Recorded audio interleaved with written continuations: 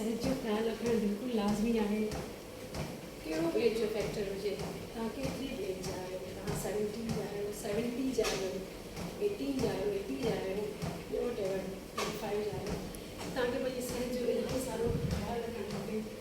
तव्हां जेॾी महिल कुझु बि अगरि तव्हां खाओ था, तव्हां बिल्कुलु दरमियानो खाओ। ईअं न आहे त असांखे बिल्कुलु भरे भरे मानी खाइणी आहे, भरे भरे गेहूं खाइणी आहे, त खाइणी बि आहे बिल्कुलु।